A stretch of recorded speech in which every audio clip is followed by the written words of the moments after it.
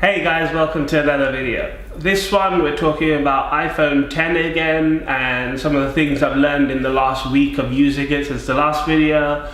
Some stuff on it that I had to relearn how to do with the lack of a home button and with the iOS update. So I just compiled a list of things that I've been searching and figuring out in the last week or so, and hopefully it'll help somebody else as well.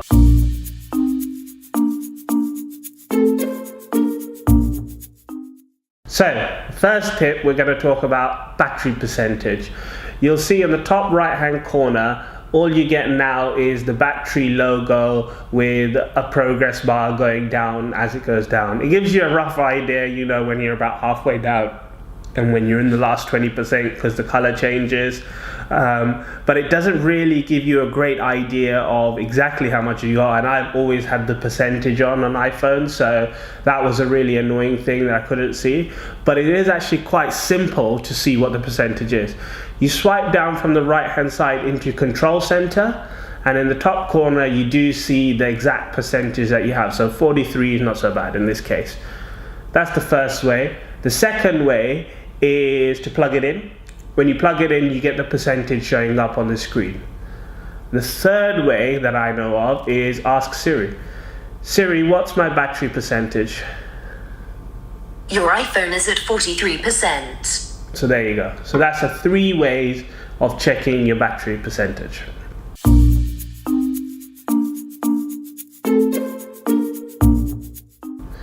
Right, the next one is powering off the phone. In the old versions, you just press and hold the power button and that will do it. Now, that is the Siri button, so you can't do that anymore. If you press and hold, you get to Siri. What you have to do now is press and hold the side button and press and hold volume up button. And when you do that, it gives you the option to slide to power off or emergency SOS.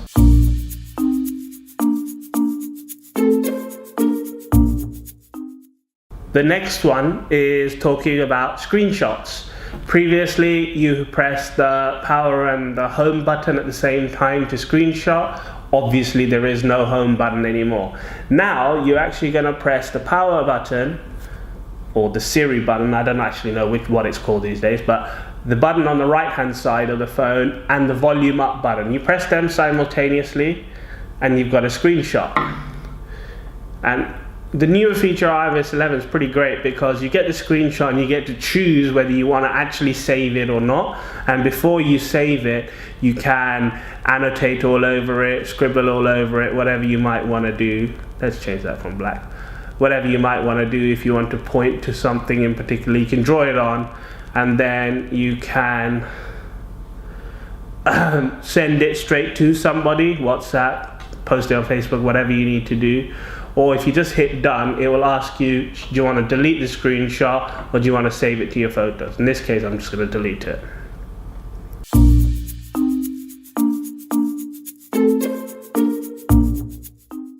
Third one is Apple Pay. Something I find quite useful, especially when I'm traveling here on the Underground. We use contactless here. The quick and easy way for Apple Pay is double tap the right hand side. And in this case, it brings up the card and it scanned my face, and now it's ready for contactless payment. But the other thing with this also is buying things on the App Store or in iTunes. If you're actually going to purchase something, it will tell you to actually, let's say we do that, let's say we're buying the whole album, it'll actually tell you to double click and it will do a face scan and authorize it. So that's the sort of payment methods that you use on this phone.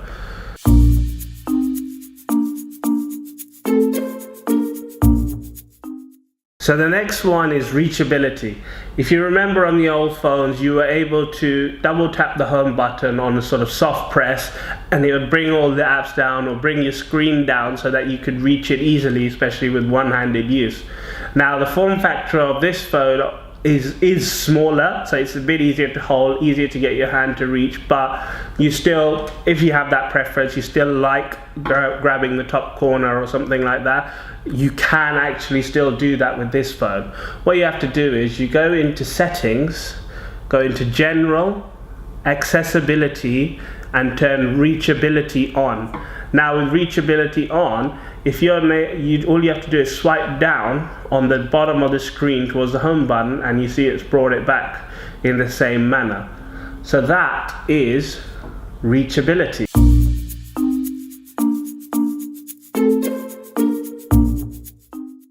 Next one we're talking about is switching apps or quitting apps. Previously, again, it was a double press of the home button to do that. Now, it's a lot more complicated. I would say it's slightly more delayed because you can't just double tap. What you have to do is you swipe up and hold in the middle, and now you've got your apps going here. So you can switch between all your apps. And if you want to quit, there's actually another thing you have to do. You press and hold on that. Now you get the little red icon. You can either swipe up like you used to, or you just hit the little red button there.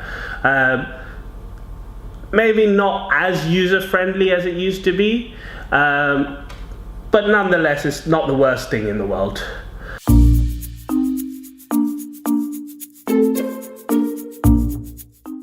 So the next one we're going to talk about is Animojis. With Animojis, you can only send them on messaging at the moment, not on WhatsApp. And if you send them to people who don't have an iPhone, it will just go through as a video, but it will still work. And what you have to do with this one is, so you go to a new message. Let's say we're going to send a message to John. You go to type the message. You hit this little icon here and scroll to the little monkey. You can then pick whichever one you want. Once it's figured out where your face is, as you can see, it is tracking my face while I'm talking. You can record it. Once you've recorded it, you can send it to whoever it is. And that's how Animojis work, to be honest.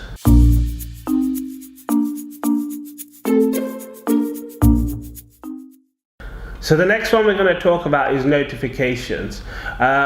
By default, what you get on the screen is when it's locked. See, for example, we've got some WhatsApp messages here. You've got it just says 3 notifications because the phone is locked.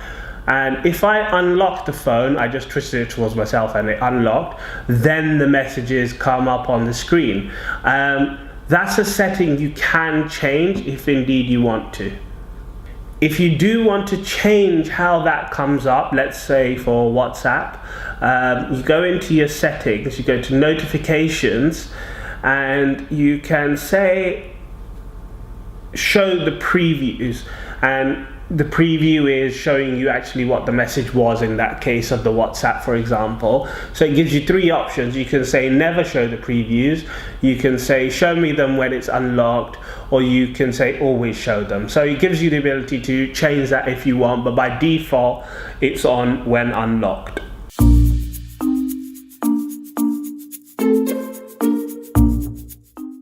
So the next one we're going to talk about is Control Center. When you're in Control Center, obviously you have quick access to the key functions of the phone: brightness, music, Wi-Fi, Bluetooth, etc, etc, etc. But the great thing in iOS 11 is you can actually customize what's in Control Center. So what you do is you go into your settings, don't drop the phone, go into your settings, go into Control Center, and you hit Customize Controls. And when you hit Customize Controls, it gives you a bunch of functions that you can have on your home screen. So let's say we're going to put in voice memos, and we don't want wallet anymore. And you can, in addition, adjust where they go. So you hit that. We've now changed what it is. So we swipe down and you can see on here we've got voice memos on there, and wallet, which was there, is no longer there. So it allows you to customize the controls down here, and it gives you the ability to put them in whatever order you want, so you can bring in the things that are most important to you.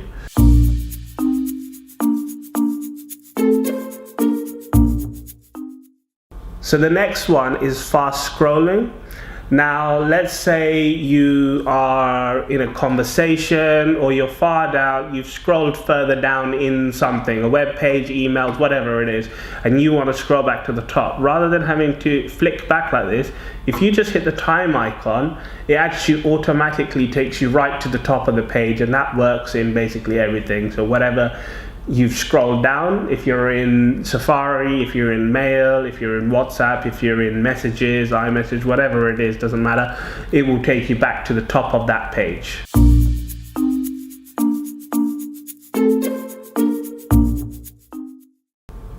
So there's one bonus tip that I worked out, and I thought it might be handy for you guys. On the rare occasion that something happens with the phone, let's say something's crashed on it and you can't get out of it, or the phone itself is frozen, what you used to be able to do is if you press and held the home button and the power button, it would hard reset. So it would basically reset the phone, it would just turn it off and boot back in.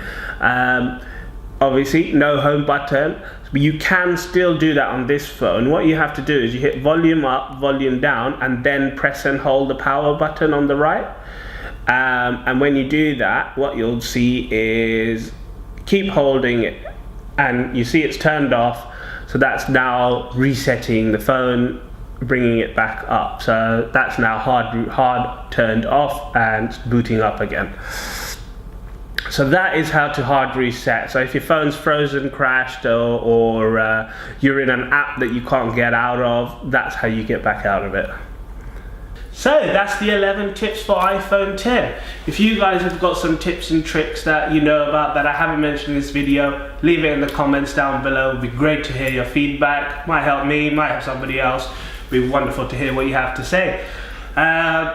If you like the video, give it a thumbs up, hit the subscribe button in the bottom corner to keep up to date with new videos. At the moment we'll be releasing things weekly. Great, see you in the next one. Have a good week guys, bye.